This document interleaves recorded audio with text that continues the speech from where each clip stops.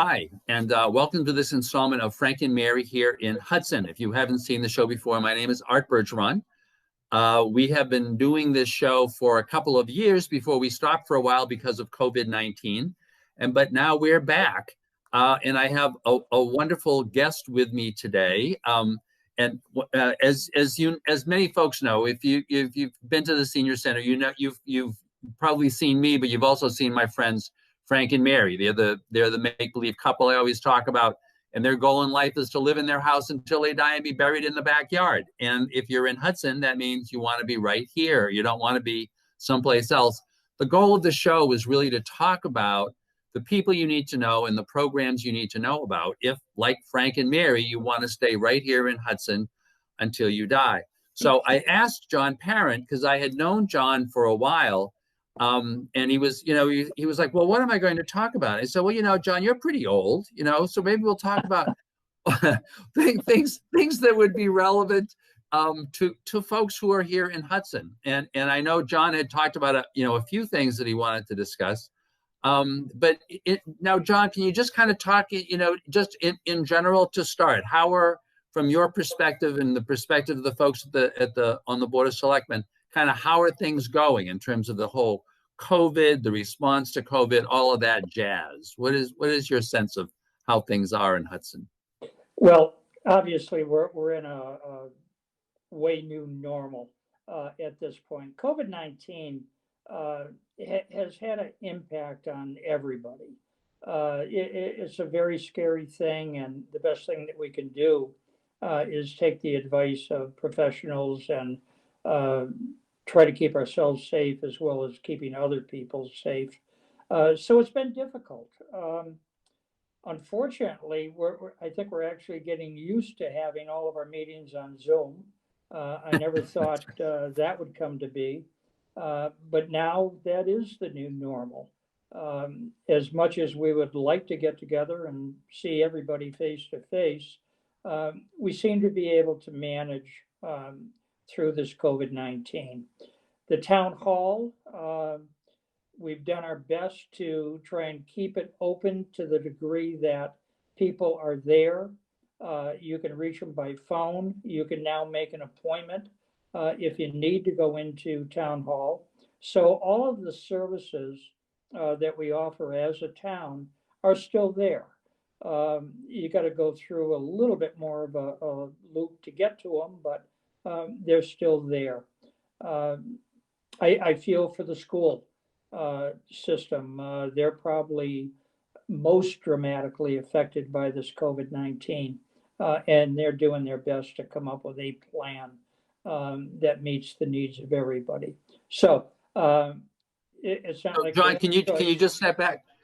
As far as town hall is concerned, so if I'm a person, if I need to connect with somebody at town hall, can I actually just walk in the door, but the offices are locked and I need to kind of knock on the individual office doors?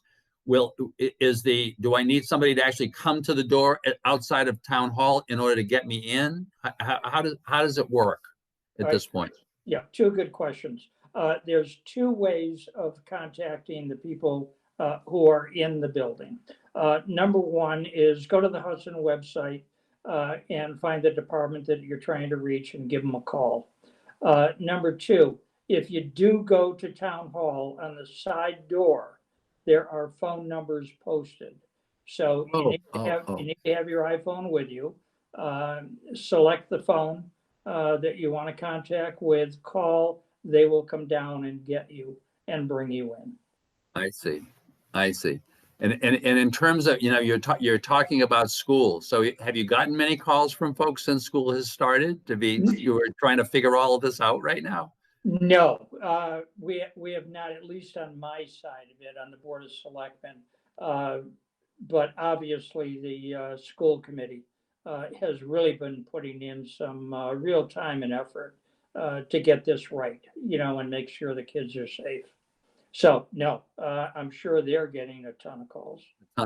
And from your as a government, on the government side, so are you anticipating, will there be a town meeting this fall? Is there what's going to be happening kind of with yeah, boy, That's a great question. And we had a selectmen meeting last night, and we're going to review the town warrant articles at the following meeting on September 28th.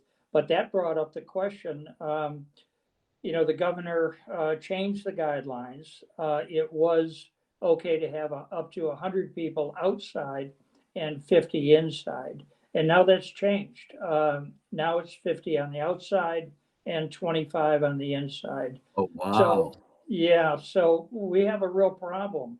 That's the small town meeting. That's going to be a little town meeting. Well, our problem is, in order to have a town meeting, we have to have 150 people there. So you have a situation where you need more people to conduct the meeting than is currently allowed. So we may have to do a hybrid. We may be able to have X number of people at the high school auditorium and have it online using Zoom or Google or whatever is most effective. So, right, actually, like I said, good question. We're in the process right now of determining how we're going to handle the town meeting. And that's in November. That's November 16th, I believe.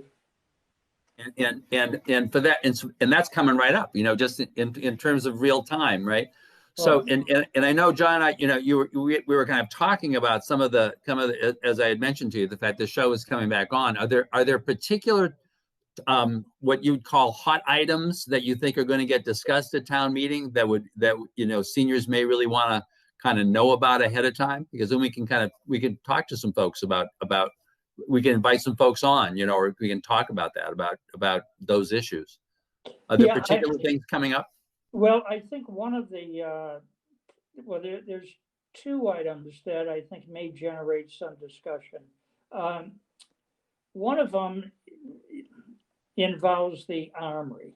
And there's going to be a warrant article requesting the acquisition of the Armory by the town of Hudson. And this is something that we've been looking at for about 1.5 years now. The state of Mass, through a outfit called DCAM, don't ask me to explain the different letters, but they're the ones that handle the physical buildings that the state owns, like the Armory. And the town has what we call right of first refusal. So they came to us and we said, okay, we're going to decommission the Armory. Would you like to buy it? And we took a look, and we first looked at it from a town perspective, primarily through the rec department. And the rec department determined that it would not be financially feasible to alter the auditorium to a degree that it would be useful for the town of Hudson. One of the initial problems is that if you're going to start doing reconstruction, reconfiguration, you have to take into consideration ADA compliance. Oh, yeah. And once you get into ADA compliance in a building that sorely is lacking in some of the requirements, you're talking about a lot of money. We've estimated that it could be a minimum of $1 million to bring it up to code and to bring it up to compliance with ADA.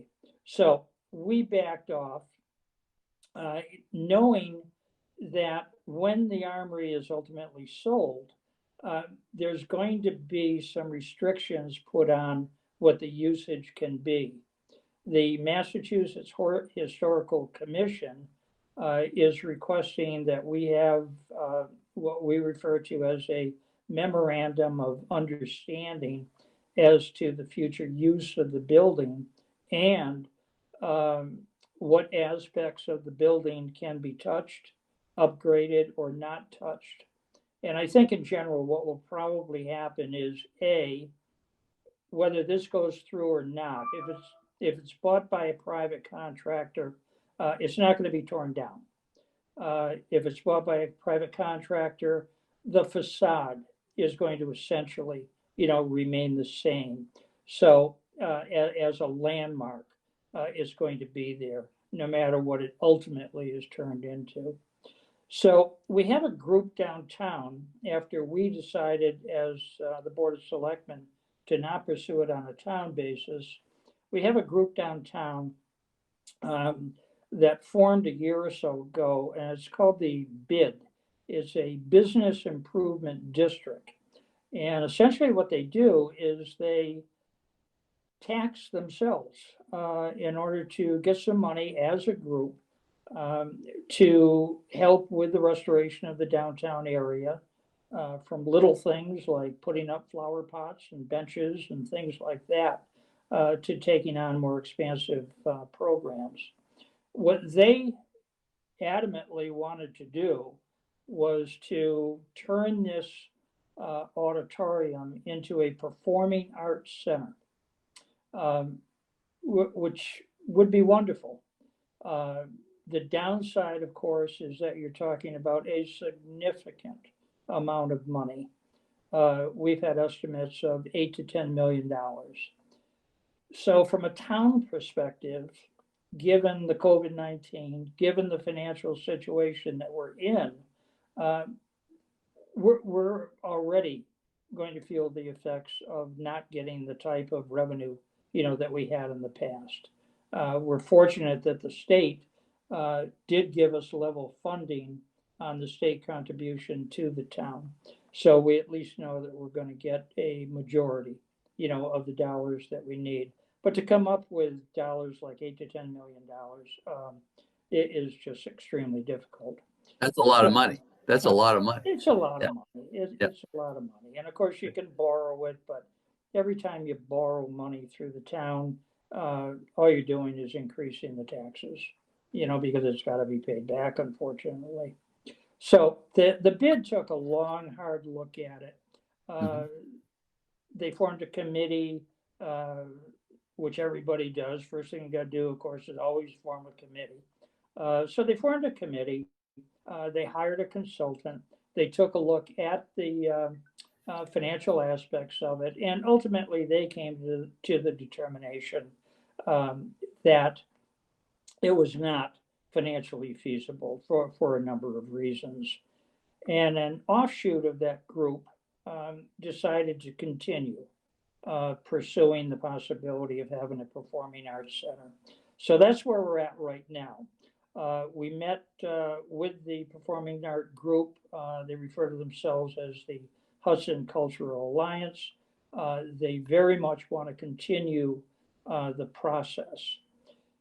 And we're in kind of a no-lose situation. If we do decide to go ahead and purchase the property, or at least advise the state that we're going to purchase the property, and the town meeting approves the acquisition of the property, we still have almost 6 months to make the finalization, to have the closing.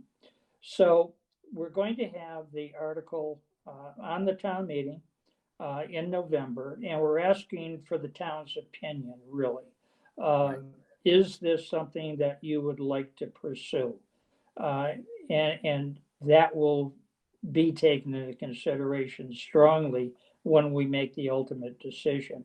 That also gives this particular group some additional time to see what they can do as far as the fundraising for the program. And they've made a commitment that the town will not have to spend any money on this project. They intend this to be fully funded through their organization. So we need to give them the opportunity to see what they can do to bring this to light.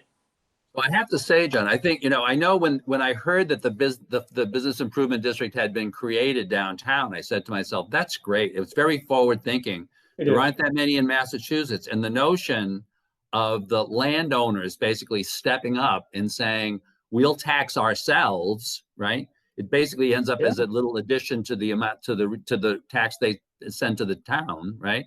In order to make these improvements.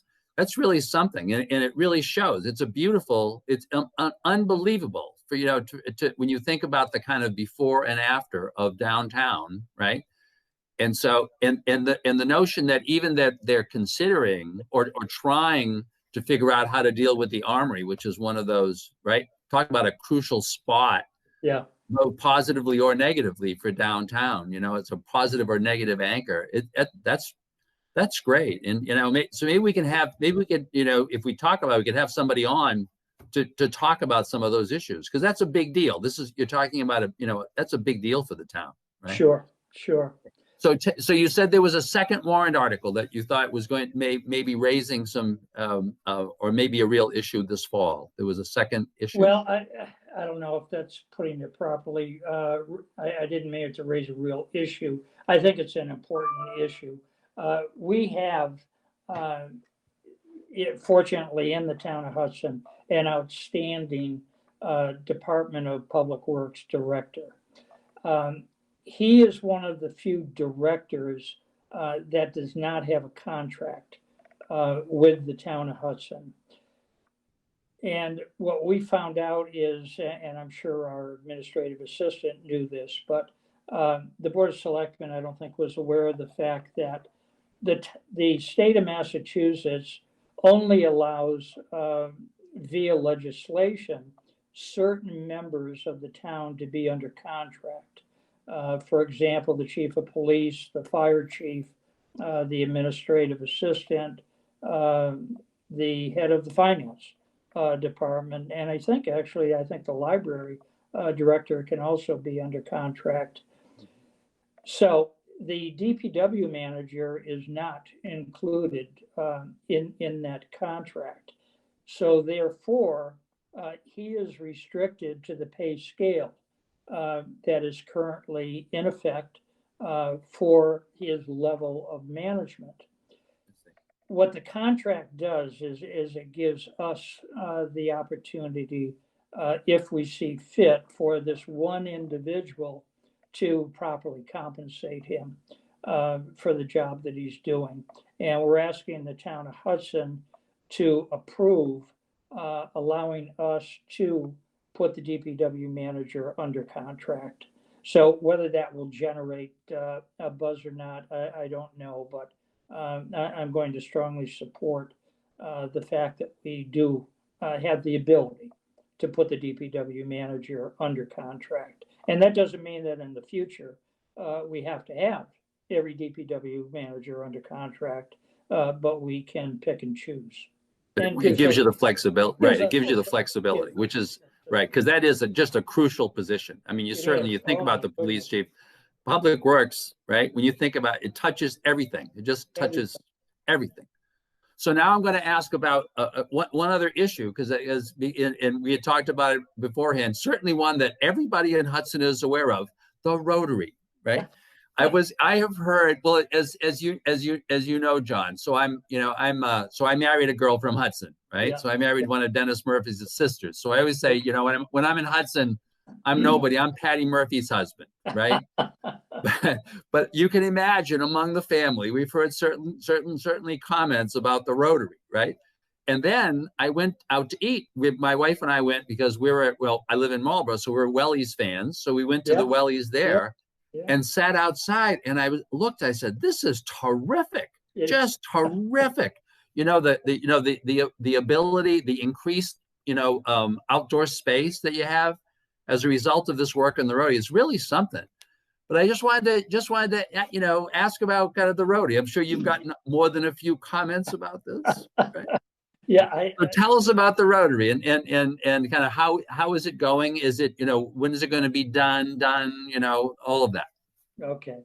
Well, first of all, I think there's a Facebook page that is dedicated to the Rotary. to the Rotary. It's just amazing, the number of comments. And when I see pages like this, I'm not a big fan of Facebook, because the amount of misinformation is just horrific sometimes. But let me give you a little, and I'll give you a couple of examples of that.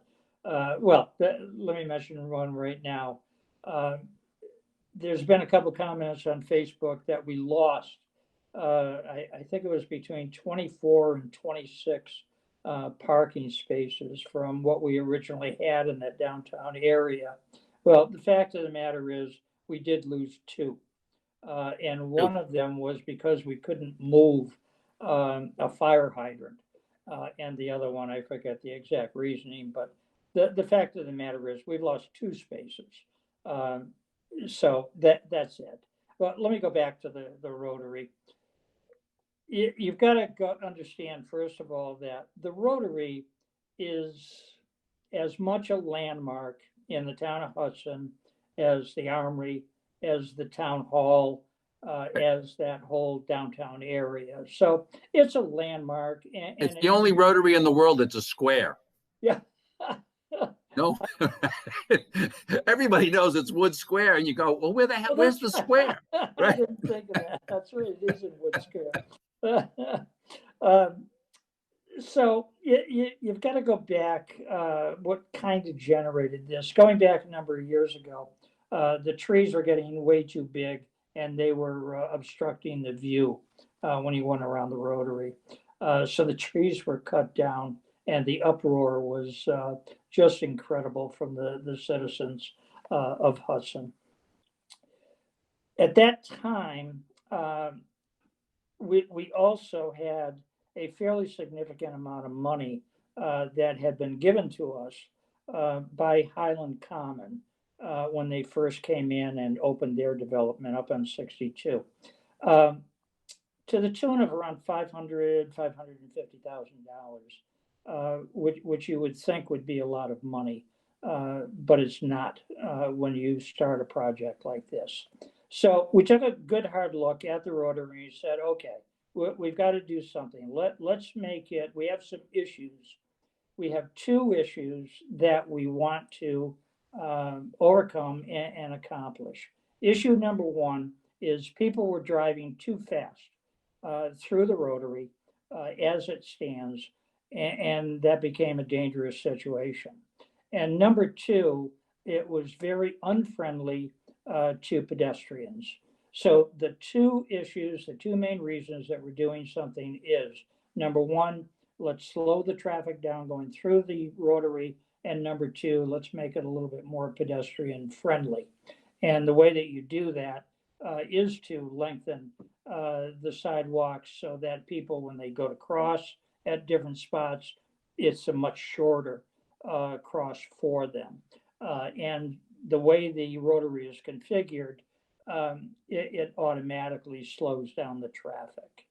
So we had a number of town meetings. We had town groups. We had meetings in the town hall. We invited people to attend, give us your ideas. We went through a number of changes to the Rotary. We had meetings, Board of Selectmen meetings, a number of meetings. And we finally came to a design that is almost completed. And in fact, today, it's going to be paved, and the striping will be put in probably in the next couple of days. And for all intents and purposes, the Rotary is done. A significant amount of money went into this Rotary. We did get a grant through the state of Mass. It's called the Mass Works Program. And we received, I believe it was $1.7 million. And we utilized that grant to do South Street, which is parallel to Main Street. Then we asked for another grant of $1,500,000 to do the Rotary. And I say we only received $750,000. So we had 750 grand from the Mass Works grant. We had another $500,000 from the Highland Common. You would think that would be enough money, but it isn't. So the town had a decision to make. Whenever you get a grant for a specific purpose, that's it. You can only use that money for that specified purpose. The Highland Common money is for the rotary. So we had $1.2 million, roughly $1.2 million, $1.3 million for the rotary, and that money could only be used there. Well, the bids came in and they were more like $1.8 million. So now we had an extra $500,000-$600,000. So we went to town meeting in, I think it was May. No, I'm sorry, it would have been November of last year, I'm guessing. And we asked the residents to approve another $500,000. And that gave us enough money to fully complete the rotary. And it was a matter of, if we didn't do that, we were effectively going to lose the $750 and the $500. It was gone. You can't put it in the bank and wait. So that's where we're at. So John, I think it's great, right? So just no. Once again, I know I'm not from Hudson, so I don't get to vote at those family meetings, you know. But you know, and specifically, I'll just mention. So I always was a fan of historic preservation. I'm an urban fan, you know. And when people say there's not enough parking to me means you're a success. Doesn't mean you're a failure. Not enough parking means everybody wants to be there, and everybody wants to be in downtown Hudson. And what you described about with the thoughtfulness of saying, in the long run, downtown Hudson thrives by people, not because cars are driving through, because people are walking around. And I noticed that just what you said, you know, being outside of Welly's, how much more convenient it was going to be just to actually get across the street to go to the other stores, you know, I think it's terrific. So John, I know that it took me a little bit to try to persuade you to do this show, right? Because you told me you're one of those shy people, right? Yep.